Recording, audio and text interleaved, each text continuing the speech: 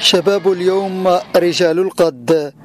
هي رسالة واضحة مفادها أن الشباب الصحراوي في كافة المجالات الثقافية والرياضية وبمختلف الأعمار يستقبل وفد جيش التحرير الشعبي الصحراوي بولاية العيون، التي أبرزت فيها المديرية الجهوية للثقافة قدراتها من خلال الفرق المحلية والجهوية المشاركة في حدث استقبال هؤلاء الأبطال بالأغنية الوطنية التي تمجد المعارك التي خاضها المقاتل الصحراوي في حربه الأولى، التي كادت أن تخلط أوراق العدو الذي استسلم ساقرا تحت ضربات هؤلاء الأبطال.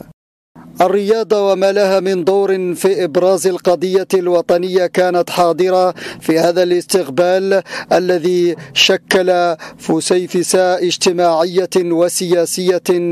ومعنوية. المناضلات الصحراويات ورغم كبر السن كل ذلك لم يمنعهم من مشاركة الولاية حدث الاستقبال. احنا هون رانا محتفلين بالجيش الشعبي داخل حامدين مولانا وفرحانين، ولا نقدر نعبروا عن فرحتنا ما فعل مولانا، ومرحبا بهم والسهله، وهم اللي يحققون الامل، ومرحبا مرحبا مرحبا مرحبا كبيره ولا صغيره مرحبا،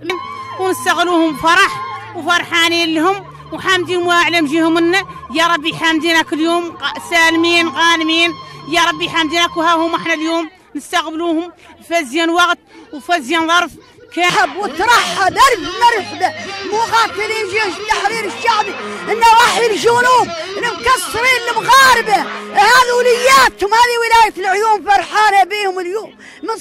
صف رعاها بكبارها وبصغارها وميدين حرب التحرير على المغاربه اللي ندوروهم لين يمرقوا من الارض الين يتخطاوا الداخله والعيون. هذا مواطنات العيون، هذا اللي يقولوا عن المغاربه لا استقرار ولا سلام، دور المروق المغاربه من الصحراء الغربيه. تبقى هذه الصورة التي شكلتها ولاية العيون وجمعت فيها كافة أطياف المجتمع تبرهن على وقوف الصحراويين مع رائدة الكفاح الجبهة الشعبية في قرارها التاريخي بالعودة للكفاح المسلح.